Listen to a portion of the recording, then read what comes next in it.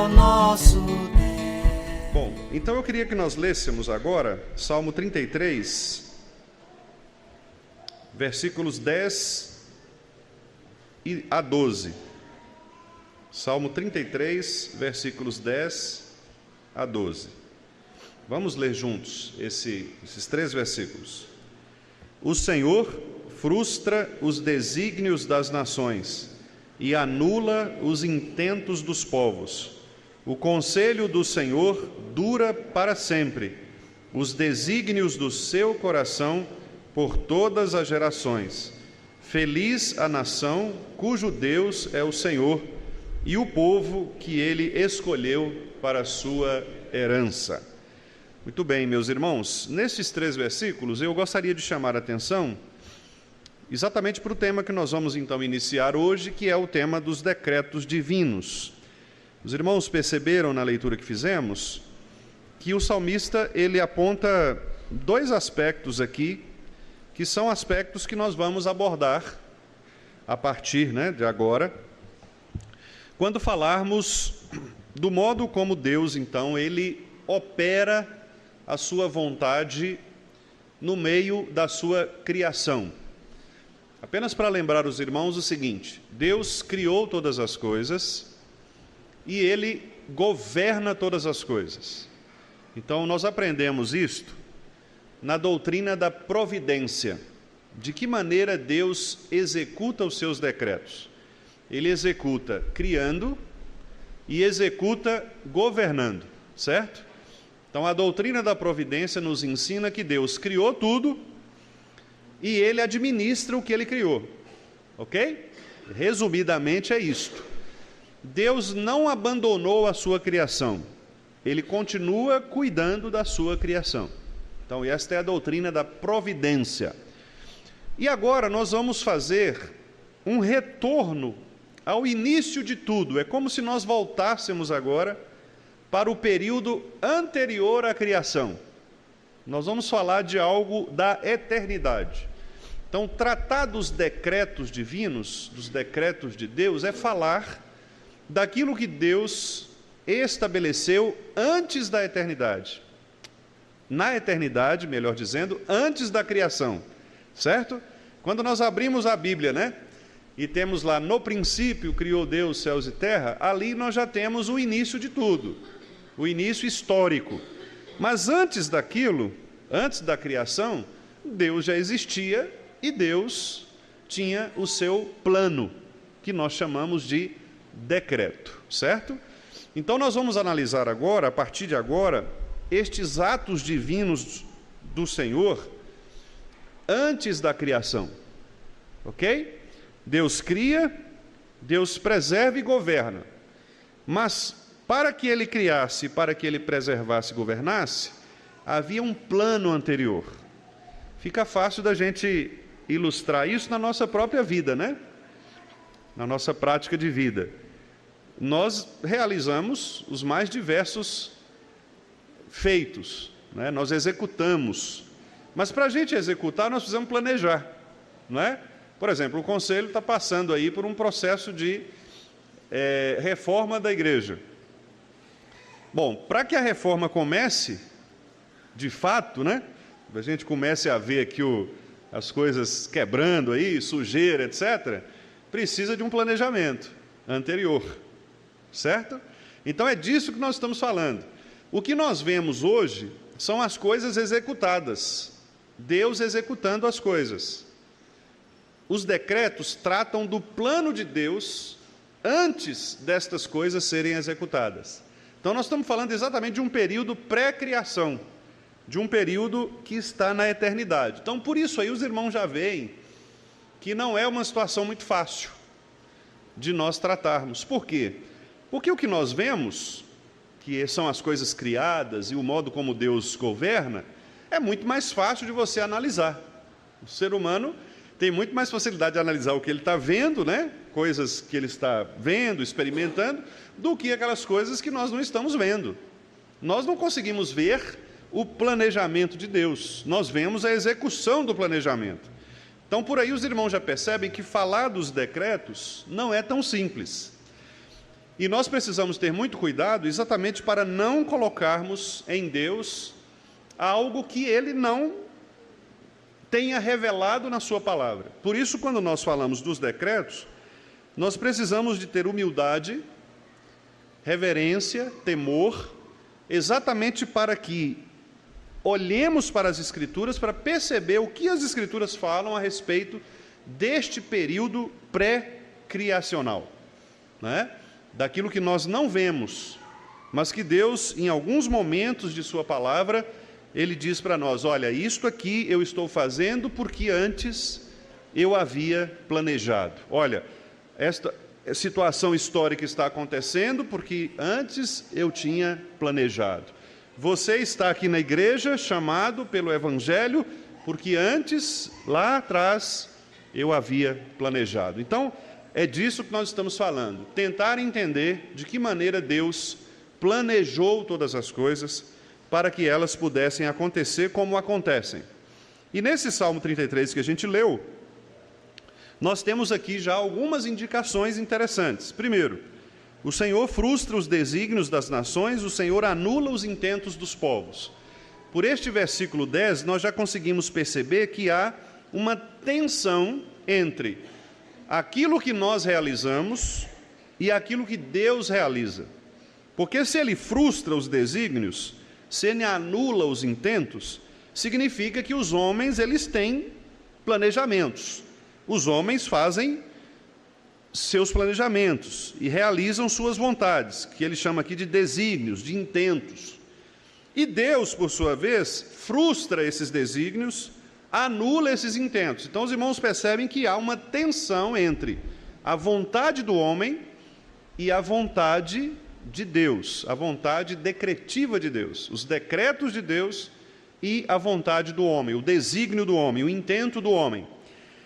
Agora, por outro lado, o versículo 11 diz que o conselho do Senhor, que é uma outra palavra para falar de desígnio, para falar de decreto, né? A palavra conselho, disse que esse conselho dura para sempre. Então, se ele dura para sempre, significa que essa eternidade do decreto divino, ela vai se cumprir porque ele é eterno. Então, o decreto de Deus vai se cumprir independentemente desta tensão dos intentos dos homens. Os desígnios do seu coração, do coração de Deus, isso é uma metáfora, né? Deus não tem coração, porque Deus é espírito, mas o salmista está dizendo aqui que Deus, aquela vontade secreta de Deus, né? Dura por todas as gerações, por toda a eternidade. E o versículo 12, feliz é a nação, é o povo, que toma esse Deus criador, o Deus Elohim, como o Deus da aliança, o Deus Yahvé, para entender que esse Deus nos escolheu. Veja, a escolha, portanto, ela tem a ver com este plano anterior à eleição, à criação, né? Que nós chamamos na Bíblia de eleição. Então, meus irmãos, este tema do decreto, ele vai apontar para nós, resumidamente, três coisas. Primeiro, Deus tem os seus planos, esses planos são pré-criacionais, que nós chamamos na Bíblia de eternos, desde os tempos eternos. Esse é o primeiro ponto importante. Segundo ponto importante, Deus, Ele permite neste seu plano que os homens também executem suas próprias vontades. Então Deus não viola, Ele não agressivamente impede que a vontade do homem seja realizada, não é? O homem realiza também. Por isso Deus, como diz o verso 10, frustra, anula esses intentos dos homens. Deus planejou na eternidade. Na história existe uma tensão entre as vontades dos homens e a vontade de Deus. E terceiro lugar, esta vontade de Deus, ela se revela especialmente na eleição, que é o versículo 12. O povo que Ele escolheu. Eleição, escolha. Então, ao falarmos de decretos divinos, nós falaremos também sobre eleição, sobre escolha. E essa escolha divina, ela vai acontecer tanto na eternidade, quanto no tempo, na história, certo? E nós vamos ver então como Deus opera esta sua escolha, este seu decreto, de maneira a, de fato, escolher todas as coisas para que elas se encaminhem para o seu bom governo sobre a sua criação. Então, os irmãos, por favor, não confundam, né? Eu sei que são termos, às vezes, muito próximos uns dos outros, mas, para que os irmãos entendam de uma maneira mais clara, nós podemos dizer o seguinte, que o decreto divino é o propósito de Deus, o plano de Deus na eternidade. Então, na eternidade, Deus escreveu tudo aquilo que aconteceria, certo? É como se fosse o autor de um grande livro, de uma grande obra, escrevendo a sua obra, até o fim. Ele encerrou a sua obra. Então, esse é o período da eternidade. Quando Deus, pela sua palavra, diz, haja luz e houve luz, ali já é este decreto, este plano, escrito na eternidade, sendo executado na história. Certo? Fazendo aquela comparação que eu fiz, a primeira marretada que o pedreiro for dar aqui na nossa reforma é fruto do planejamento anterior que o conselho fez, que o engenheiro fez, que o arquiteto fez, certo? Já há um plano. O que ele vai fazer é executar esse plano. Ele vai fazer exatamente como foi planejado. Então, assim também Deus fez. Ele escreveu o seu plano e agora ele realiza o seu plano. Ele realiza no primeiro ato da criação e, a partir daí, ao criar todas as outras coisas e também ao administrar todas as outras coisas, que são chamados atos da providência de Deus. Então, a providência de Deus, ela vem depois do decreto. Primeiro vem o decreto, depois a providência. Correto? Então, só para os irmãos entenderem como que isso funciona na revelação bíblica. O decreto é o propósito de Deus na eternidade. A criação e a providência são a execução desse decreto agora na história. Então, o que nós vemos com os nossos olhos, com os nossos sentidos? Nós vemos a parte da providência. Nós vemos a criação e vemos Deus agindo na criação. Mas nós não vemos o decreto. Os irmãos conseguem entender isso? Nós não vemos o planejamento. Nós vemos a execução. Por isso que nós temos dificuldades de entender os porquês, as razões de Deus, as justificativas de Deus, porque Deus está fazendo, mas nós não sabemos o que está planejado, certo?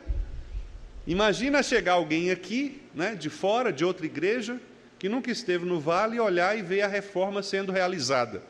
A pessoa vai perguntar, peraí, vocês vão fazer ali para que é aquele espaço ali dentro? O que vai ficar ali? Né? Mas vocês vão mudar? Ela não vai entender. Por que ela não vai entender? Porque ela está vendo a execução, mas ela não viu o planejamento. Se você chegar para ela e mostrar a planta direitinho, agora eu entendi por que vocês estão querendo fazer isso, fazer aquilo. Nós não vemos o decreto, nós vemos a execução. Por isso nossos corações ficam tensos quando nós não conseguimos entender as razões de Deus. Nós não conseguimos entender a justificativa. Por que Deus está fazendo dessa maneira? Por que, Senhor, que o Senhor fez com que fulano sofresse dessa forma? Por que o Senhor permitiu que o sul do país passasse por esse momento que está passando agora, com tantas pessoas morrendo, igrejas sendo inundadas? Por que o Senhor mandou que minha família tivesse tanto sofrimento assim, de doenças, de morte, etc.?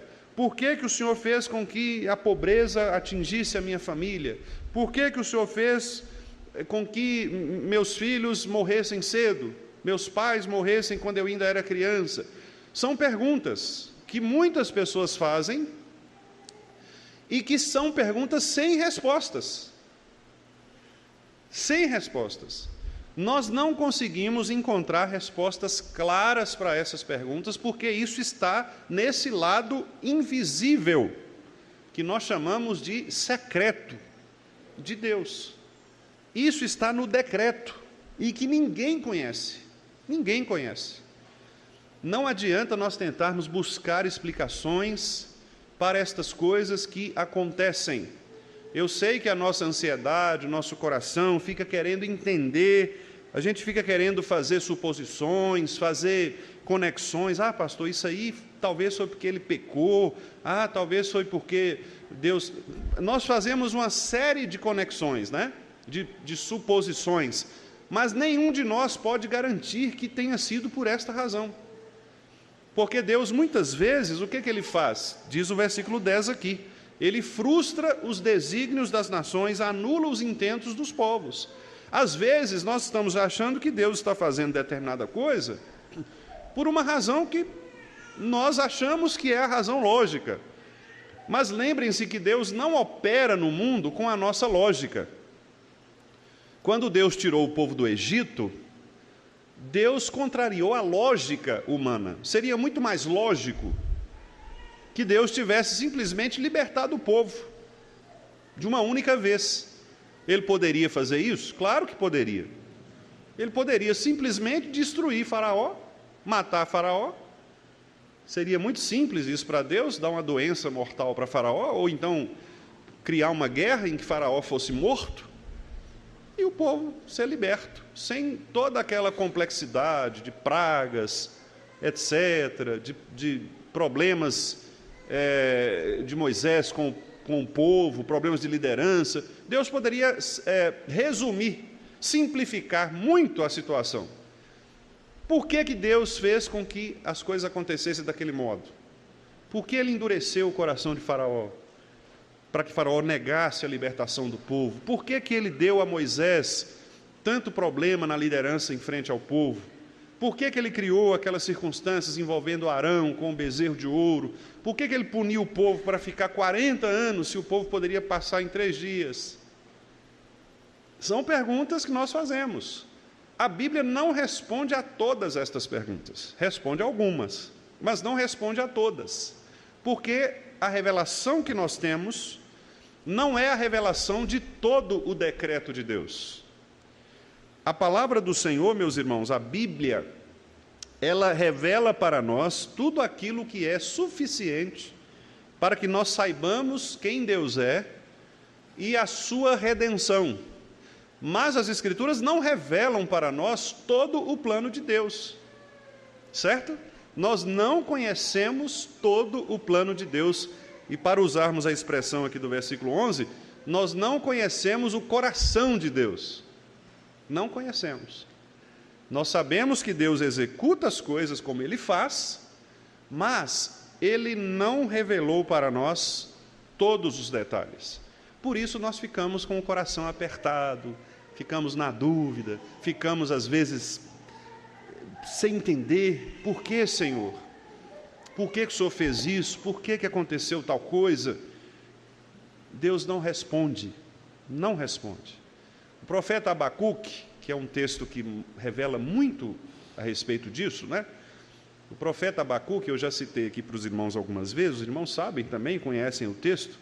O profeta Abacuque passa por esta crise. Ele pergunta assim: Senhor, eu não estou entendendo por que o Senhor está fazendo com que os caldeus, que são um povo muito mais ímpio do que nós, nos castigue. Não seria mais fácil o Senhor mesmo nos castigar, sem precisar nos oprimir com um povo que é pior do que nós? Era uma dúvida sincera que Abacuque teve. Ele não pecou ao perguntar, porque foi uma dúvida sincera. E Deus falou com ele: olha, Abacuque, fique tranquilo. Muito do que eu estou fazendo agora, você não consegue responder, mas calma. Depois vai acontecer o que eu pretendo. E aí, no final, mesmo sem entender, Abacuque faz aquela oração maravilhosa que todos nós sabemos, né? Ele fala: tá bom, Senhor, então, ainda que tudo dê errado, na minha perspectiva, né? Não haja gado no curral, não haja fruto na oliveira, né? Se tudo der ao contrário da minha perspectiva, né? A partir do meu olhar, em outras palavras, se não sobrar nada para nós aqui, né? Se a gente ficar na miséria, se não sobrar nada, a única coisa que me resta é me alegrar no Senhor, me exultar no Senhor, porque eu estou seguro dos teus planos. Eu sei que o Senhor não vai fazer algo errado e que prejudique o teu povo. Nós confiamos nisso. Então veja que Abacuque, ele nos ensina, meus irmãos, uma coisa muito importante na vida cristã: não vivermos a vida cristã com base na providência, mas vivermos a vida cristã com base nas promessas do decreto. Eu vou explicar. Às vezes, pelos atos da providência, Deus faz com que nós vivamos ou experimentemos experiências terríveis. Terríveis. Lembra quando Pedro escreveu lá para o pessoal que estava disperso, lá na sua primeira carta? Pedro fala assim: olha, se necessário, por breve tempo, vocês tiverem que passar por contrição, por perseguição, exultem nisso, esperem, porque Deus está fazendo em vocês o fim principal, que é a salvação de vocês. Então, em outras palavras, não desespere quando a coisa estiver feia demais, não desespere. Por outro lado, não pense que você é um super crente quando as coisas estiverem boas demais, porque isso não quer dizer muita coisa. Havia tempos de prosperidade em Israel, mas que não necessariamente refletiam tempos de prosperidade espiritual. Israel muitas vezes estava rica, poderosa, mas a espiritualidade lá embaixo, a moralidade lá embaixo. Por exemplo, o profeta Ageu chegou certa vez para o povo de Judá, Israel, e disse: olha, eu não estou entendendo porque nas casas de vocês existe riqueza, né? As casas de vocês estão apaineladas, ele diz, cheio de adereços, de adornos, de coisas, e o templo está arrasado, quebrado. Quer dizer, o povo estava muito mais preocupado com as suas questões terrenas do que com as coisas de Deus. Nem sempre a prosperidade material, a prosperidade física, né? Boa saúde, boa economia, nem sempre isso representa espiritualidade. Às vezes, o contrário. Às vezes, quanto mais o povo está bem nesses outros aspectos, o povo está mal na sua espiritualidade, na sua relação com Deus. E, por outro lado, nem sempre quando você está no vale da sombra da morte, no buraco, quando a coisa está ruim, quando você está sendo perseguido, massacrado, etc., não quer dizer que a coisa está ruim. Por quê? Porque Deus está agindo nessa situação para cumprir o plano dele. Então, quer dizer, nós não devemos viver preocupado com esses momentos pelos quais Deus nos faz passar. Às vezes nós vamos passar um momento muito ruim, outra hora um momento muito bom, na nossa perspectiva. Mas em qualquer deles, nós estamos cumprindo o decreto que nós não conhecemos. Então é muito mais confortável nós nos fixarmos nos decretos do que nas providências, certo? Porque se eu ficar focado nas circunstâncias, eu posso me cegar. Salmo 73. Asaf ficou preocupado com as circunstâncias. Ah, Senhor, eu sou tão fiel e eu estou aqui passando por esse perrengue, e aquele povo lá que nega o Senhor, ímpio, está todo mundo prosperando. Deus falou: não, rapaz, você está olhando errado. Olha aqui, a circunstância é essa, mas o final, no final você será glorificado e esse povo aí vai ser tudo mandado para o inferno. Aí ele: ah, Senhor, então tá bom. Então, se eu tenho que suportar só alguns anos, para que a eternidade seja uma eternidade feliz, maravilha, eu vou suportar esses anos. Quer dizer, ele estava olhando para a circunstância, né? E ele esqueceu de perceber que Deus tem um plano. Então, meus irmãos, o crente, ele não vive pelas circunstâncias, pelos atos providenciais, ele vive pelo decreto. Ele vive na promessa, ele vive sabendo do que Deus prometeu, e pelo fato de que Deus é imutável em seus planos, como nós acabamos de ler no Salmo 33, o conselho do Senhor dura para sempre. Se nós sabemos que o decreto de Deus dura para sempre, que o conselho do Senhor é eterno, ele não vai mudar, ele é imutável. Então é o seguinte, se Jesus falou, eis que estou convosco todos os dias, até a consumação dos séculos, é nisso que eu tenho que colocar o meu coração. Por isso, e foi isso que moveu os nossos irmãos, que foram perseguidos por causa da justiça, a se manterem fiéis a Cristo. Foi exatamente isso, a segurança de que o Senhor estava com eles, sempre. E isso não só no Novo Testamento, não. Lá no Antigo Testamento nós já tínhamos esta presença gloriosa de Cristo. Talvez o exemplo mais, dois exemplos, né, muito grandiosos que nós temos aí, seja Abraão com Isaac, quando aparece ali o anjo do Senhor e fala, não precisa sacrificar o seu filho, o cordeiro está aqui, você passou no teste, né? Ali a presença de Jesus, do anjo do Senhor, falando com Abraão a respeito desta sua obediência, e também com Daniel, né? Quando os irmãos de Daniel foram pressionados a se curvar diante de Nabucodonosor, da estátua lá do Deus, né? Não, nós não vamos fazer isso não. Então vocês vão tudo para... Não, tudo bem, isso eu posso fazer o quê, né? Se Deus quiser, livra. Se Ele não quiser, nós vamos morrer esturricados, mas nós não vamos nos curvar. E Deus colocou Jesus Cristo lá, o anjo do Senhor, eis que estou convosco todos os dias. Ele estava lá, porque Ele prometeu.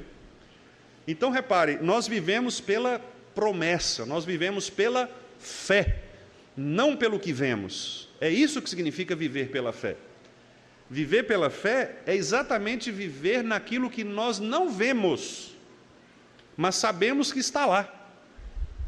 Está lá no decreto. Nós não estamos vendo, mas está lá. Como é que você é capaz de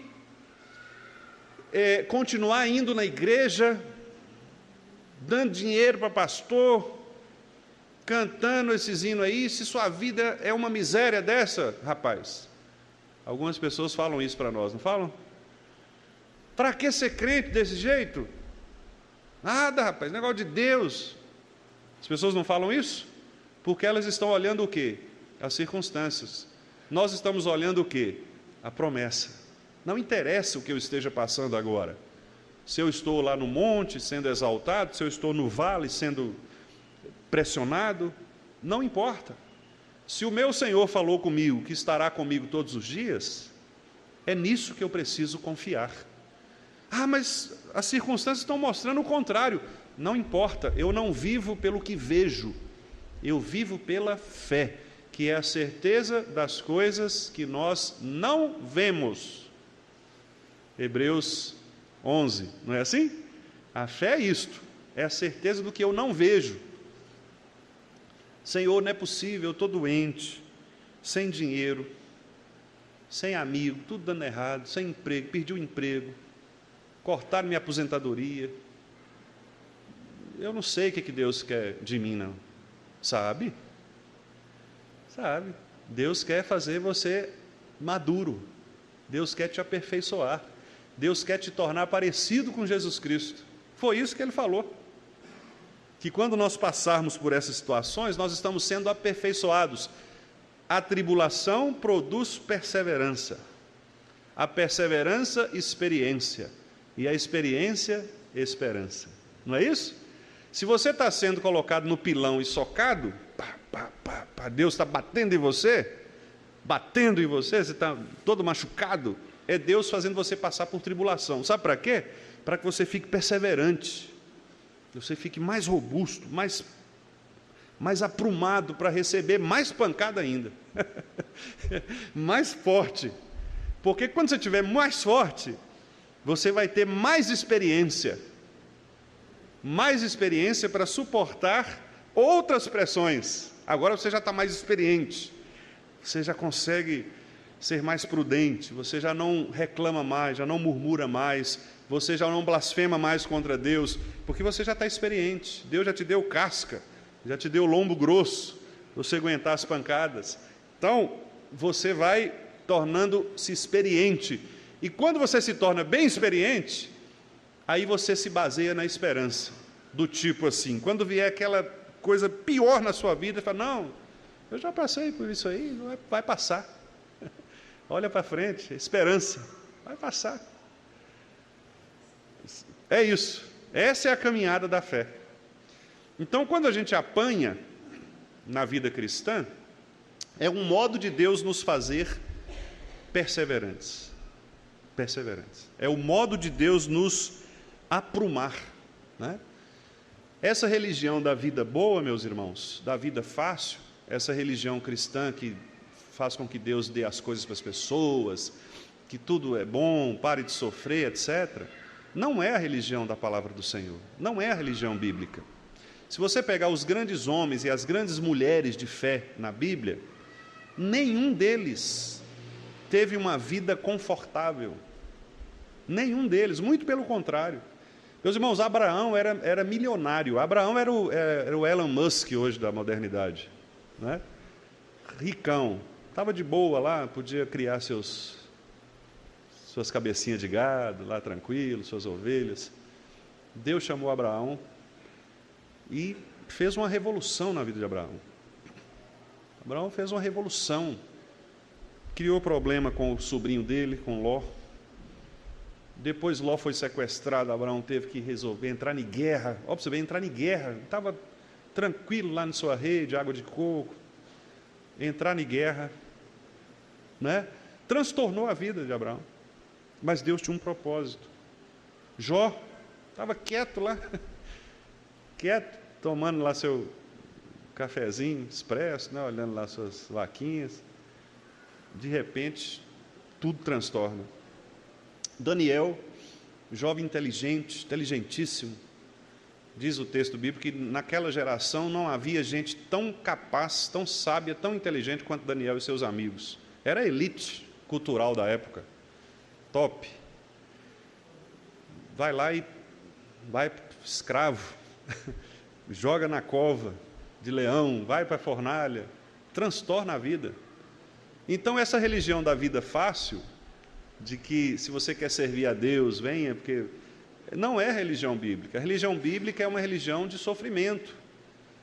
Não quer dizer necessariamente que você tenha que buscar o sofrimento, não é? Como fizeram algumas pessoas do passado, achando que você tem que se martirizar, aquele pessoal que começava a bater no próprio corpo, né? O automartírio. No catolicismo romano da Idade Média teve muito isso, né?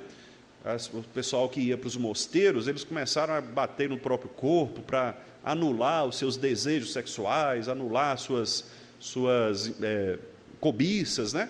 Então eles batiam tal. Não, Deus não quer isso. Você não precisa buscar o sofrimento. Mas quando o sofrimento vem, ele é uma prova de que nós estamos, de fato, o sofrimento por causa da justiça, né? Porque a Bíblia fala, ninguém vai sofrer como ladrão, aí não, aí já é outra história. Então, se você roubar, for para a cadeia e apanhar na cadeia, aí o problema é seu, né? Você está sofrendo como ladrão, né? Aí não tem jeito, você procurou o sofrimento. Mas o texto fala do sofrer por Cristo. O que é sofrer por Cristo?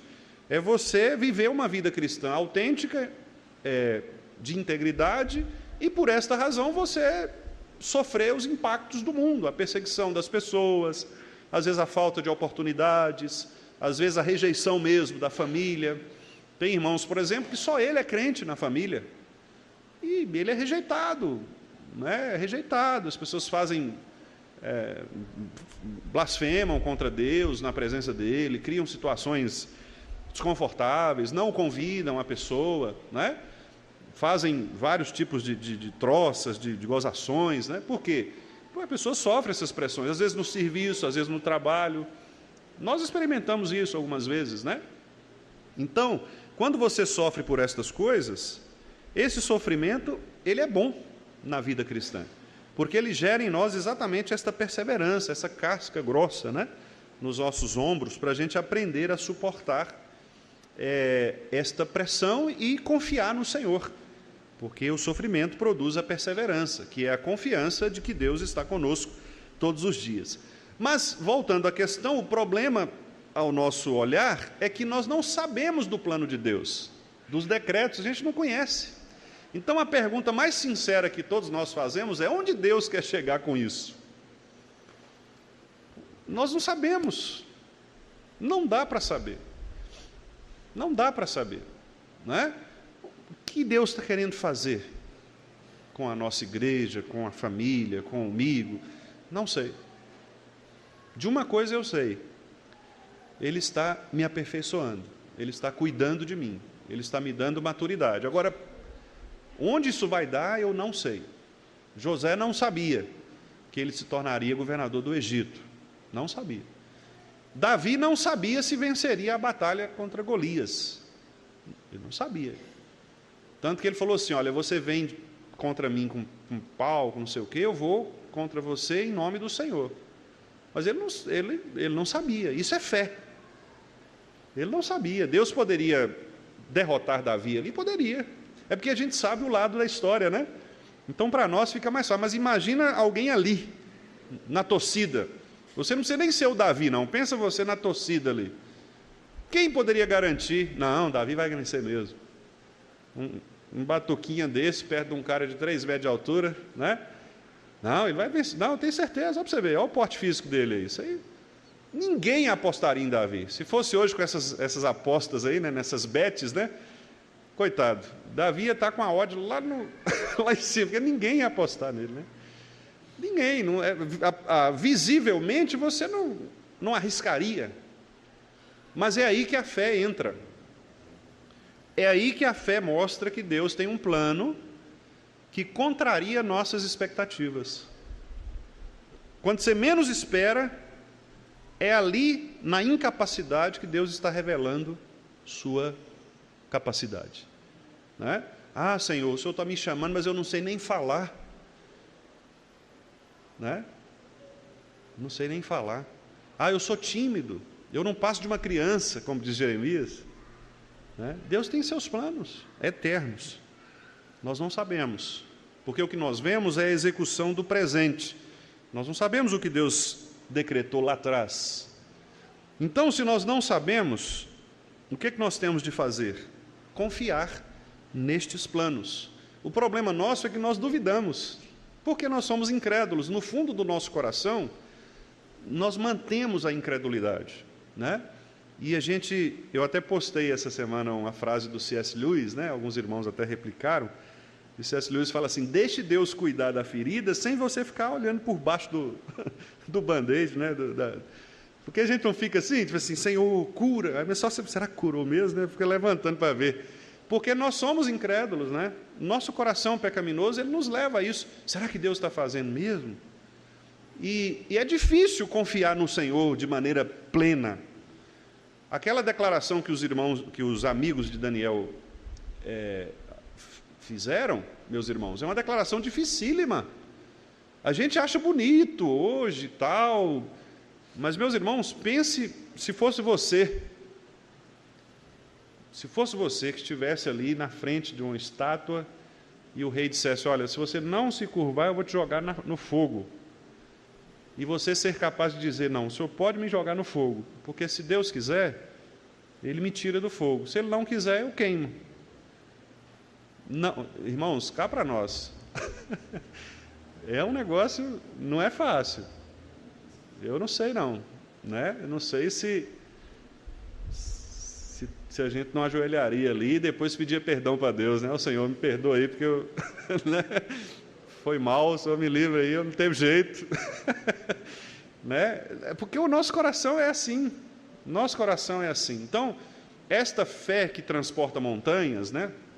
E que crê nesse plano eterno do Senhor, é exatamente a fé bíblica, é a fé que Deus deseja que nós tenhamos. É esta fé que é capaz de transportar montes.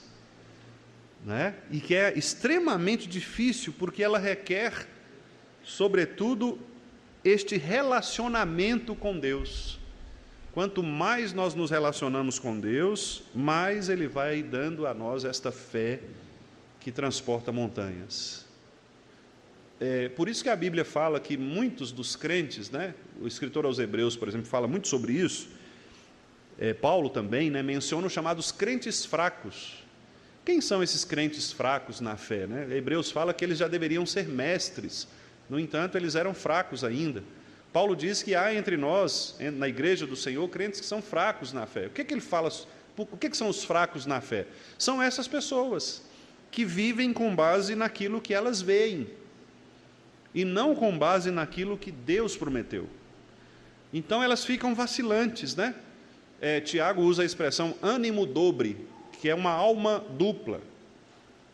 Você uma hora confia em Deus, outra hora você confia no médico, uma hora você confia em Deus, outra hora você confia no dinheiro, uma hora você confia em Deus, outra hora você confia na amizade, né?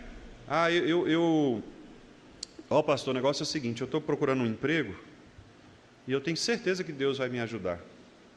Já orei e tal, inclusive tem uma pessoa lá dentro que ela é muito amiga do chefe, e ela vai me indicar lá. Beleza, então Deus vai... Quer dizer, sempre tem essa ânimo dobre. Isso é do coração humano, irmãos. Eu não estou falando, me isentando, não. Pelo contrário, eu estou me colocando juntamente com todos vocês. Nós somos assim, é o nosso coração. A gente sempre tenta... Irmãos, vamos orar. Mas aí na oração a gente já está pensando como que você vai planejar ali, né? Claro, a oração não exclui o planejamento. Não é isso que eu estou querendo dizer. Mas o que eu estou querendo dizer é que não adianta, aliás, aqui mesmo no Salmo 33, se os irmãos olharem o versículo 17, olha só o versículo 17. O cavalo não garante vitória, a despeito de sua grande força, a ninguém pode livrar. Está vendo? Quer dizer, o que o salmista está falando? Os seus recursos, eles são bons, são importantes. Você ter um cavalo na batalha é importante, mas ele não garante a vitória. Você pode ter uma pessoa que te indique lá no trabalho, você pode ter uma referência, mas sem Deus agindo no coração dessas pessoas, cumprindo o seu decreto, não vai acontecer. Então é isso que eu estou querendo dizer. A confiança no decreto de Deus, ela precisa ser plena no nosso coração, para saber que Deus está agindo em cada detalhe, em cada momento, em cada situação, em cada centímetro de nossa vida, né? Saber que Deus, o Senhor, Ele nos ama, e por esse amor maravilhoso Ele propôs exatamente os seus conselhos, os seus propósitos para nos governar. Veja aqui o que diz o breve catecismo, aliás, a Confissão de Fé, no capítulo 3, não está aqui projetado, mas, como eu falei com os irmãos, nos próximos estudos nós teremos a projeção completa, que nós vamos fazer um trabalho mais expositivo, né? Mas olha só, diz assim: desde toda a eternidade, Deus, pelo muito sábio e santo conselho da sua própria vontade, ordenou livre e inalteradamente tudo o que acontece. Porém, de modo que nem Deus é o autor do pecado, nem violentada é a vontade da criatura, nem é tirada a liberdade ou a contingência das causas secundárias, mas, em vez disso, estabelecidas estas causas. E aí, o autor aqui, que é o pastor John Frame, estou seguindo aqui, né, nessa exposição, ele fala assim: os planos do Senhor são universais, eles governam todas as questões da natureza, da história e de cada vida individual, incluindo o pecado e a salvação. E aí há uma citação aqui, que está em Isaías, vou pedir os irmãos para abrirem, Isaías 46, 9 e 10. Olha que texto rico, meus irmãos, maravilhoso. Nós podemos ler o 8, inclusive, porque no 8 também, há uma expressão importante aqui, que fala a respeito da necessidade de nós trazermos à memória estas coisas, né? Isaías 46, vamos ler do 8 ao 11, vamos ler juntos. Lembrai-vos disto, e tende ânimo, tomai-o a sério, ó prevaricadores.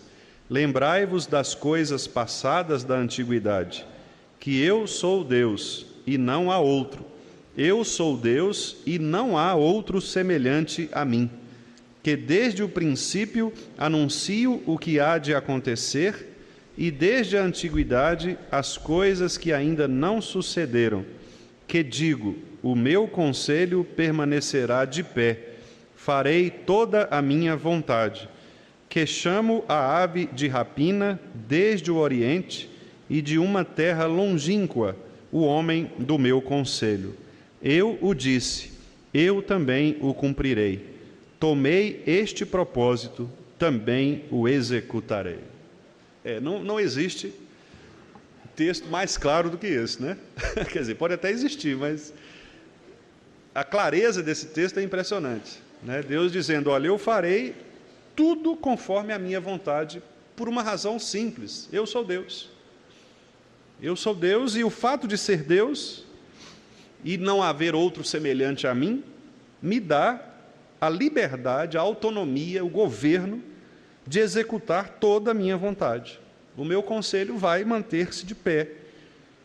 Eu vou trazer a ave de um lugar para o outro, do jeito que eu achar que ela deve vir, vou trazer o homem do jeito que eu achar, e eu vou fazer executar o meu propósito, né? Mas o que eu queria chamar a atenção é que os dois verbos do versículo 8 e 9, lembrai-vos. E veja que no 8 ele diz assim, lembrai-vos e tende ânimo. Olha que interessante, né? Os irmãos devem saber, os irmãos sabem o que é prevaricar, né? Eu vou explicar para aqueles que não sabem ou não se lembram, né? Prevaricação é um termo usado, inclusive, na administração pública, para agentes públicos, né? Por exemplo, policiais, funcionários públicos, né, em geral, um servidor público, agente prisional, né? Pessoas que atuam com o público, que é você ver uma situação errada, ver uma situação que precisa da sua intervenção e você agir com indiferença, virar as costas. É o famoso fazer vistas grossas. Então, isso é prevaricar, né? É você poder agir, ter de agir por função de direito e não agir. Aí você pode ser acusado de prevaricação, ou seja, você deveria ter, por exemplo, eu sou um policial e eu estou vendo ali um furto acontecer, um roubo, né? Um roubo acontecer. Eu olho e tal, vejo, deixa isso para lá. Você está prevaricando. Quer dizer, você deixou de agir conforme a sua função pública, sua função social ali. Então, isso é prevaricar. Inclusive, a prevaricação é até um dos motivos de demissão como é que ele chama? De disciplina, como é que fala? Disciplinar? Não sei o que administrativo. Processo administrativo, né? O processo administrativo que gera a demissão, gera uma disciplina, uma punição, etc. Então, isso pode acontecer, né? Na vida cristã. Veja que o termo que Isaías usa aqui é prevaricadores. Por quê? Porque ele está falando para um povo que sabe quem Deus é, que é o povo de Israel, conhece Deus, sabe o que Deus fez da eternidade, na antiguidade, como que Deus agiu em favor do povo, mas o povo fica prevaricando, ou seja, fica meio que ressabiado, não cumpre as coisas de Deus, não faz o que tem que fazer, né? Então ele fala assim, lembrai-vos disso. Quer dizer, vocês não precisam ficar vivendo uma vida dupla, porque Deus já provou para vocês o suficiente quem Ele é. Já provou o suficiente. Então, se vocês não agirem como crentes de verdade, vocês estão prevaricando. Ou seja, vocês estão deixando de ser quem vocês são, deixando de agir quem vocês são, ou seja, o povo de Deus. Não é interessante isso? Então, quer dizer, é uma chamada de atenção para todos nós, né? Porque se nós sabemos quem é Deus, o que Ele faz, o poder dEle de cumprir, e nós prevaricamos, nós não fazemos o que temos de fazer como crentes, que é confiar no Senhor, depositar nossa fé em Deus, nós estamos agindo erradamente, né? Estamos dando um passo em falso, usando lá a expressão de Tiago, ânimo dobre, uma alma dupla, né? Uma hora confia em Deus, outra hora... É aquela brincadeira que as pessoas fazem, né? Que é o crente Raimundo, né? Um pé na igreja, outro no mundo, né? Então, é aquele negócio, você fica aqui e fica ali, né? Uma hora você confia em Deus, outra hora você confia nos seus recursos, né? Então, é como se o profeta dizia, olha, ou você confia em Deus completamente, ou nada feito. Você está prevaricando, você está deixando de ser quem você é. Então, lembrem disso, lembrem das coisas passadas, lembrem da antiguidade. E aí Deus desafia, né? Ele fala assim, eu não fiz isso acontecer desde a antiguidade, por que vocês estão temendo agora? Se eu já demonstrei o suficiente quem eu sou. Por que vocês estão buscando noutro lugar, noutra fonte, se eu já provei o suficiente para dizer que eu sou o único capaz de fazer isso, né? Então, meus irmãos, sobre estes assuntos, que com a graça de Deus, a partir do mês de junho, nós vamos falar, né? Nós vamos analisar aqui muitos textos falando sobre vontade de Deus, sobre a presciência de Deus, vamos falar sobre esta questão da eleição, né? O modo como Deus executa a sua eleição na eternidade e também na história, para a gente entender um pouco dessa dificuldade, às vezes, que a gente tem de entender, de por que, por exemplo, Deus elegeu alguém e a pessoa se converte só na última hora da vida, e às vezes passa a vida inteira longe do Senhor, né? Ou então daqueles que parecem eleitos, né? Parecem crentes, mas não são. Então, a gente perceber estas questões da maneira como a Bíblia nos revela. Como eu disse aos irmãos, obviamente são assuntos diante dos quais nós devemos ter toda humildade, né, e reverência, porque são assuntos que estão no coração secreto, né, no plano secreto de Deus, e nós só podemos ir até onde a Bíblia nos diz. Há coisas que nós não vamos conseguir responder mesmo, mas aquelas que estiverem nas Escrituras, nós vamos tentar respondê-las, né, e tentar analisar isto, para que nós saibamos a que Deus nós servimos, o Deus que cumpre os seus decretos, conforme a sua soberana vontade. E o mais importante, meus irmãos, é nós sabermos que Deus, Ele está, de fato, no controle de todos os detalhes de nossa vida, não porque Ele vai percebendo os nossos escorregões e vai acertando, mas porque Ele já determinou cada um desses passos que nós damos.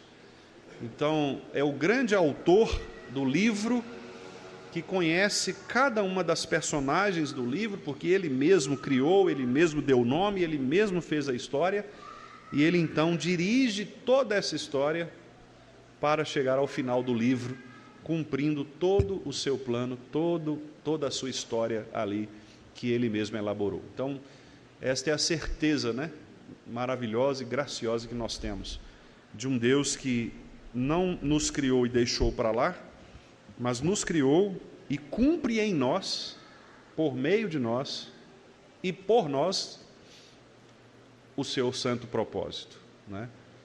Por isso Paulo pôde fazer aquela exclamação maravilhosa, porque por Ele, por meio dEle e para Ele, são todas as coisas, a Ele pois a glória eternamente. Amém.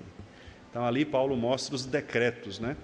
Deus agindo na escolha soberana de pessoas, de nações, para que a glória seja dada a Ele somente.